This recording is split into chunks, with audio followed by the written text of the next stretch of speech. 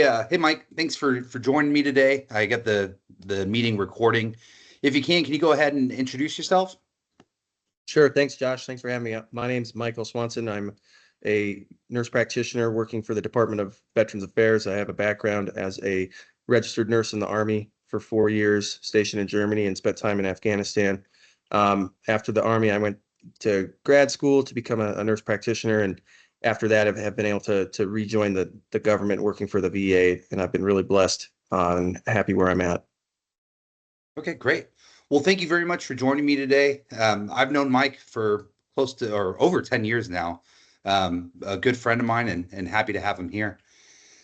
So first question I have for you is, do you subscribe to any particular style of leadership or any kind of model of leadership? Um, yeah, when I was looking at that question, being from time in the military, you learn how to take orders and to follow and to listen before you think about starting to influence or lead other people. So that's kind of where I start as a leader. I try to do a lot of listening and a lot of following from my senior leadership teams at the VA, and then um, try to always be a good follower first before and good listener before being a leader is kind of the model that I've followed. Okay, great. I'm actually kind of similar. Like I learned that there's a style of leadership that's like a self-development, and then like learn how to be the best in your role before you can move forward.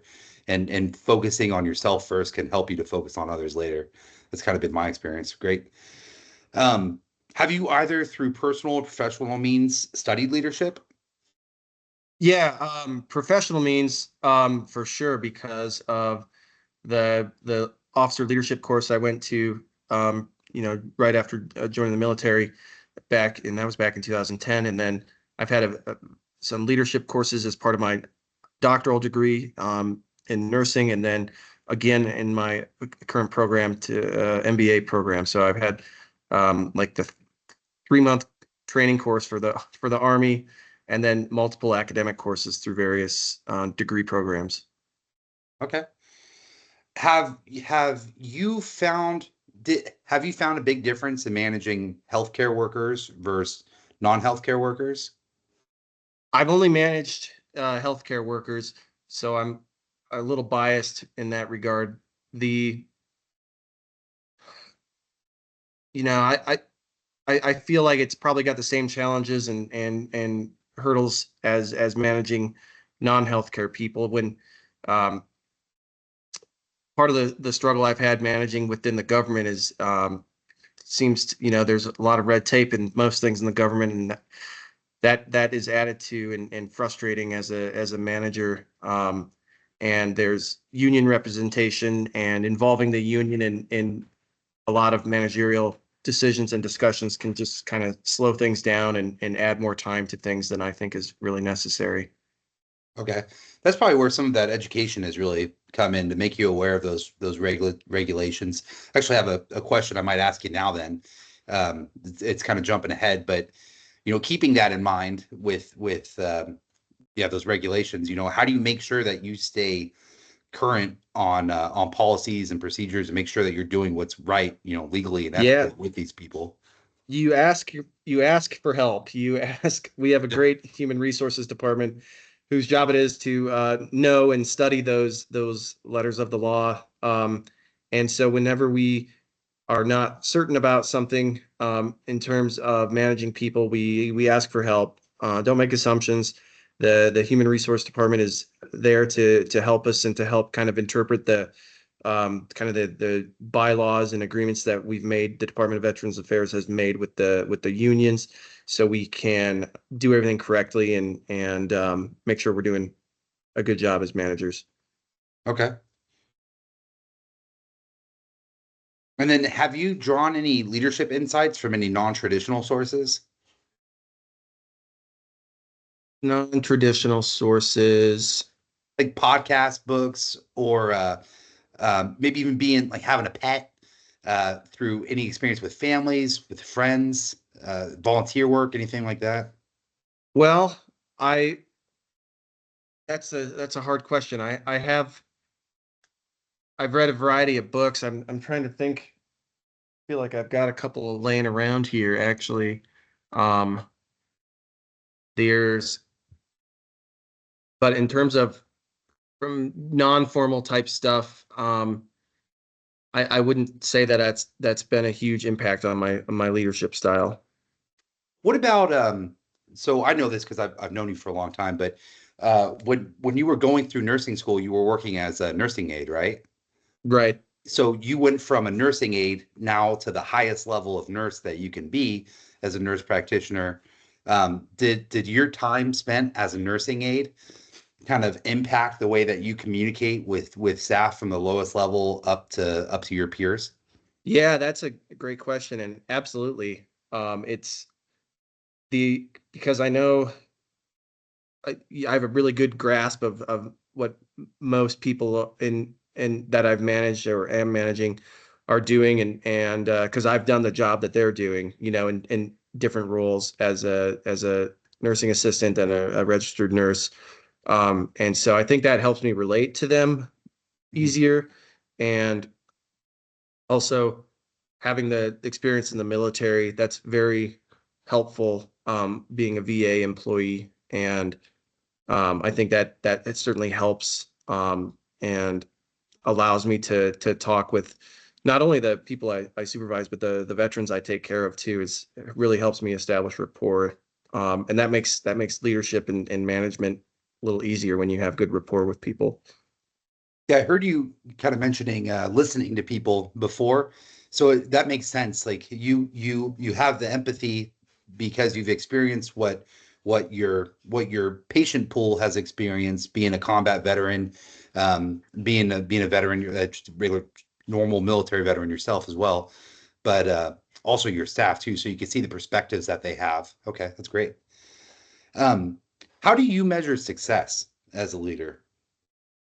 Um, I measure success by,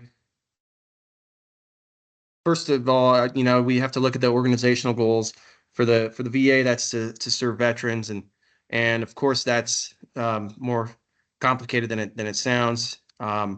That's what I would look at first. Are we achieving the mission?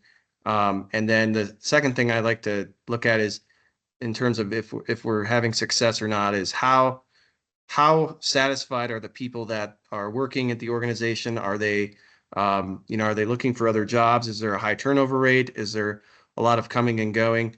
That's if that's going on, you're going to struggle to achieve your mission as an organization. You have to certainly we want to meet the mission of the VA to take care of veterans to the best of our ability, but we have to take care of your employees to the best of your ability as well, because without employees, you won't be able to meet the mission. So having, I guess, a low turnover rate and high employee satisfaction is a huge part of leadership success. Okay. And again, just from past experiences, I remember you telling me a story about um, having to have hard conversations with some peers that weren't providing, quality care, that were just kind of checking some boxes. So how did you provide course corrections when needed?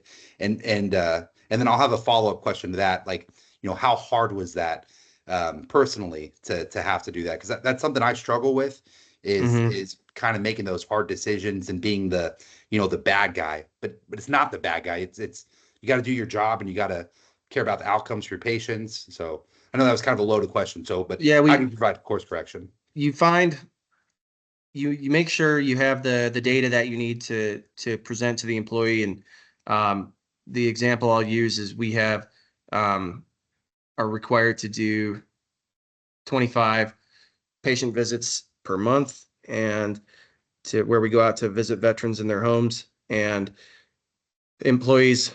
Um, I had a few that were regularly several months in a row having between 10 and 15, and then we can find that data, capture that data using the electronic health record, and see that they only documented 15 um, encounters that month, and that's objective. So that's, we're not making that up. We can bring that to them, we can show that to them, and then so we've got the data, we know what's wrong, we know what the standard is, we know that they're not meeting the standard. So then we start with that, and then just ask them like, what's a barrier to you meeting this goal, and how can we help you?